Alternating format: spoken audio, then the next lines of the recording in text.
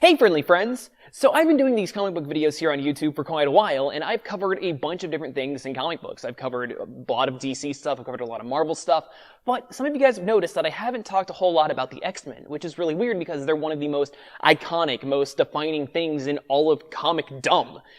But, confession time, I'm really not a big X-Men fan, and it's not because I don't like them. I think that they're a great concept. I really like that they are an allegory for any minority that you need them to be. They can be black people, they can be LGBT, they can be anyone that is discriminated against, and that's fantastic, and I think they're able to tell great stories. I have read multiple X-Men stories. I've read Days of Future Past, I've read God Loves, Man Kills, I have read Avengers vs. X-Men, all these other books, Death of X, Inhuman vs. X-Men. We're going to get to those in a little bit. And I really like what the characters have done in their solo books, like the Magneto solo book, the Mystique solo book, the Nightcrawler solo book. I like them on other teams. And I love the mutant concept. I think they're fantastic. But the X-Men are so complicated and so confusing that it makes even a diehard comic book fan that has a lot of knowledge about the whole Marvel 616 universe.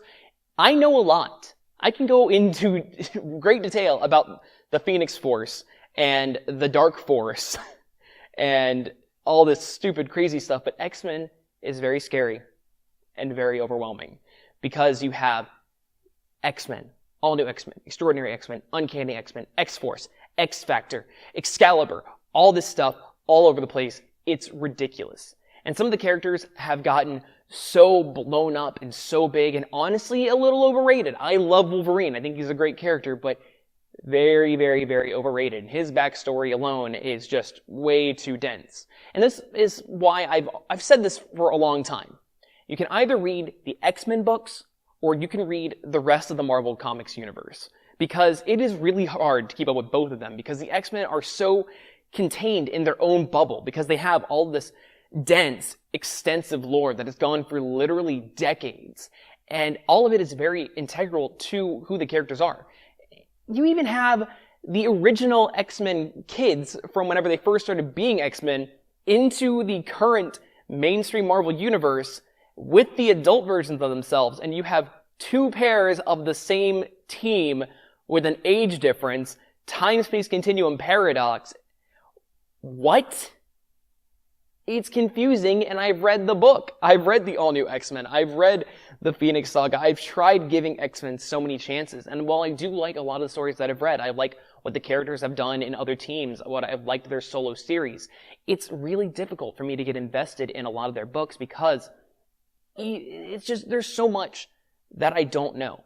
There's so much that is integral to what these characters are that I feel like you have to read, more so than any other characters, if I can talk today, in any of the other comic book scenes, even within Marvel itself. I have always said that comic books are not difficult to get into, and I know that sounds weird because comic books are so crazy and convoluted, but I think that if anybody does a little bit of their research and they find good jumping on points, then it doesn't matter what has happened in the past, that it'll be easy to understand what's going on in the books that you're currently reading. If you're confused about anything, Google it. And even though I have that mentality, I can't do that with the X-Men. Whenever I've given their books a chance, I've enjoyed them for what I can, but there's so much going on, and so much of it is so specific to readers that have been reading it for a long time, that it's very outsider unfriendly. And that is saying something when I'm giving it the biggest chance, when I am going into it with an open mind, when I'm going into it as somebody who has read a lot of comics and I know a lot about the universe as a whole. That's sad and scary, and I would love to read more of their books. That's why I think they work so much better in the movies. I love the most recent set of movies. Original trilogy of live-action movies we can just ignore. But the old-school X-Men cartoon shows, Evolution, the da-da-da-da-da-da old school one as well. Those work great. They work great in those self-contained things where they're able to be a little more reeled back and be in their own sphere more. I like their video games and stuff like that, where they're able to tell their own self-contained stories. I think that's where X-Men function best. But I also love the concept of mutants. Mutants were a big deal because Stan Lee wanted to have characters but not have to explain their backstories. They were just born that way. And that's all you need to know. Simple. You don't have to waste your time with all these drawn-out origin stories and coming up with creative ways for people to get their powers. I love that concept. I kind of love that they're discriminated against in the Marvel Comics universe because Let's go into a different universe, Earth 1610, the Ultimate Universe, with Miles Morales, the Black Spider-Man. Black, Puerto Rican, bisexual Spider-Man. We want to be more specific. Whenever he got his powers, at first he thought that he was a mutant, and he was terrified of that because people hate mutants. His father hated mutants, and he was struggling with that himself because he suddenly got these powers, didn't know where they came from, and I like those internal conflicts. I like a lot of the conflicts that the X-Men characters have, where they don't know if they actually want to embrace this part of literally who they are. It makes for fantastic stories. But then you have complex characters with these crazy, ridiculous backstories. Your Wolverines, your Mystiques, your Magnetos, your Professor X's, all this other crazy nonsense that goes all over the place. You have Cyclops, he's been good guy, bad guy, good guy, bad guy, good guy, bad guy, Magneto, good guy, bad guy, good guy, bad guy. It's so flip-floppy. It's so all over the place. And it's hard to keep up. And that's why I really, really, really want to like the X-Men, but I have the hardest time doing so. I've given it a chance. I'm going to continue to give it chances because I want to. I'm always going to keep trying. And I have friends that are trying to help me out.